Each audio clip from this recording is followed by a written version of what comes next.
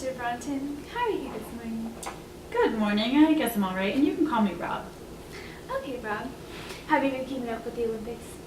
Not particularly, although I heard Bolt won a bunch of gold medals. What I like watching is figure skating during the winter. I also love figure skating. Such a beautiful sport to watch. So what brings you in today, Rob? Well, my doctor said that I need to lose weight and exercise more, which is what my wife has been nagging me about for the longest time.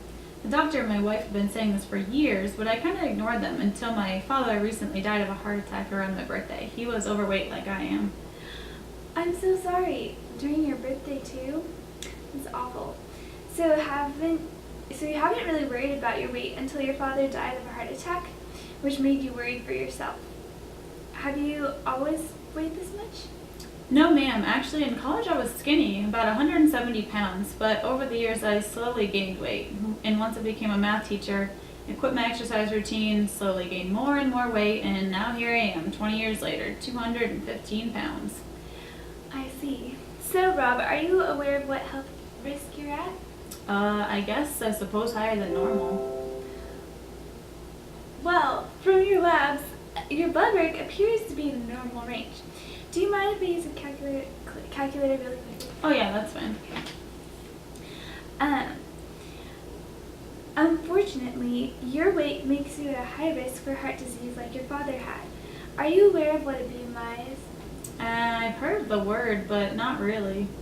Would you mind if I explain to you, it to you in relation to your BMI? That's fine. Your BMI takes your weight and height into account to determine whether your weight is within the normal range or at a higher risk for diseases, such as heart disease or even cancer. Okay. A healthy BMI is between 18.5 and 25. Your BMI is almost 31, which unfortunately means that your risk for early death is 50 to 100% higher than those within normal range. Oh, okay. Are you aware of how your family history can impact your health? Don't I just have a higher chance of getting what they got? Yes, that's right. You have a higher genetic tendency to get the diseases or conditions that they developed, such as heart disease like your father and brothers. How do you feel about all this? Well, it's not so great, honestly. How do you feel about trying to lose weight? It's hard. I really love eating food. Definitely. I am willing to exercise more. I would love to get back to my old college exercising habits. You wouldn't guess it, but I was pretty fit back then.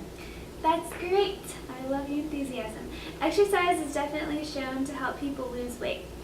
Are you aware of the other benefits of exercise? Other benefits? Even when people don't lose weight when they exercise, exercising regularly helps to prevent these diseases we talked about from developing.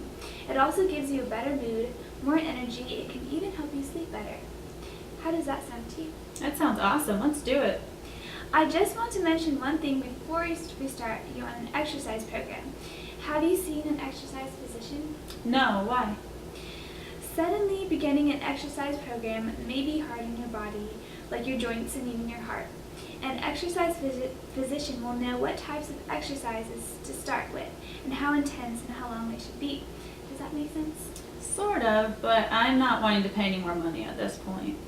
I understand that an extra physician can be expensive, but otherwise your body is significantly at risk for injury and other complications. Oh, I'll let you think about that.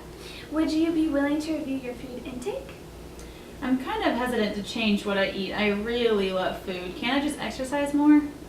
Losing weight does provide modest weight loss, but if food eating habits continue, losing the weight might be difficult. Are you aware of the other reasons why it's important to modify the diet? To be healthier, I guess. Yes, just like exercise. It will also prevent those diseases we talked about. It can also improve your mood and give you more energy. Oh, I didn't really know that. Do you understand now why we want to address both exercise and diet? I do, I'd see that. On a scale from 1 to 10, how willing are you to change your diet? Right now, I'd say about a 7. What would make that 7 increase to an 8 or 9? If the diet change isn't too hard, I'd be on board. All right, we'll see if we can do that. Would you like to review your diet and see where we can make some small changes? All right, let's do it. First, I will ask you about your food intake. Do you mind if I write this down? Oh yeah, that's fine. What is the first thing that you put in your mouth on a typical day? Well, I don't normally eat breakfast. I drink a cup of coffee with sugar though. Okay, how much sugar would you say that you use? Probably just a tablespoon. Okay, and about what time do you drink that coffee? Well, I drink it as I get ready for work, so about 7 in the morning. Okay, anything else? Not in the morning, no. I normally don't eat until lunchtime, but I can't stay in the school cafeteria, so I always bring a sandwich with me. What kind of sandwich? Well, I like egg salad sandwiches, chicken salad sandwiches, deli roast beef sandwiches, or really salami sandwiches, and for bread, whole wheat, rye, or French bread. Okay, and how many slices of bread do you use?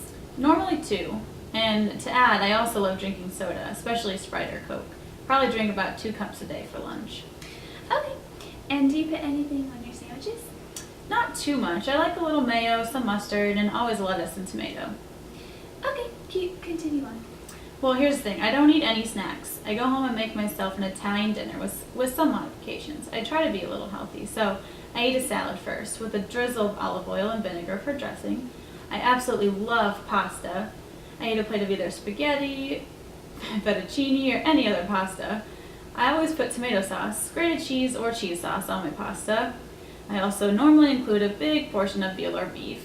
To top off my food, I use Italian seasoning, salt, and olive oil, of course. And then I add in a couple of garlic bread pieces with a little olive oil and butter. And then I also add vegetables to my side. I really like asparagus, artichokes, beets, squash, eggplant, stuff like that. Then I finish the meal with a few cups of wine, pistachio ice cream, or an Italian pastry. Oh, and I forgot to mention, I always use cream when I cook. Sometimes eggs to hold everything together. Okay, from your food intake recall, it seems as though you do not normally eat breakfast. Is that safe to say? Pretty much. Maybe once in a while, but I'm pretty busy, so I don't have a lot of time. Are you aware of the benefits of eating breakfast? Well, I know it's supposed to give you more energy throughout the day, but it doesn't really do that for me. Actually, eating breakfast has been shown to decrease the amount of food people naturally want to eat throughout the day, and eating breakfast is linked to having a lower weight. Really? I didn't know that. Yeah, it's really interesting. How willing would you be to add breakfast to your day? As long as it's a quick breakfast, I could do it. Okay, and I have a handout with different quick breakfast options. Do you think you can try some of these? Yeah, I guess so. What goal would you like to make? Having breakfast 5, 6, or 7 times each week? Would that sound okay? Yeah, what if I started out with 6 times a week? Sounds good. Now, thinking about it, I kind of think I do want to see an exercise physician. You do? Yeah, if it means I get back to my old college how do you say that word? Regime. Regime. It would be worth it. It may take some time to get back to where you used to be, but it's possible. Alright, I think I could try it out. I could try to fit it in right after work maybe, and there's a track where I live that's close by. I could use that to walk or run on before going home. We can set an exercise goal depending on what the exercise physician determines. For now, how does a 20-minute workout duration sound? I could probably fit that in. And how many times this week would you like to try that? Is 4 times a week okay to start? Yep, I can write that down. And Rob, on a scale from 1 to 10, how confident do you feel about completing this? Right now, I really think I can do it, so I'm going to say a 9. Okay. Are there any barriers to you being able to follow through? Well, if I get discouraged, since I used to be really fit. Of course, it will probably be different from college, but you can remind yourself that if you slowly build up, you can become fit like you used to once again. Yeah, I think I can do that. Would you like to talk about any other goals you'd like to make? I think that's enough for today. I don't really want to get too overwhelmed. That's fine. And how do you think we can monitor your progress? Well, if I write it down, maybe. Yes, you could put a check mark each day you exercise for 20 minutes and a different check mark for each day you ate breakfast. How does that sound? That sounds good. Is there somewhere where you could put a tracker where you could remember it? Probably on the fridge. I'll definitely see it then. Sounds good. We can also weigh you if you like when you come in to see if breakfast has helped you be less hungry throughout the day. Okay, I wouldn't mind that. We can make an appointment for 2 weeks from now.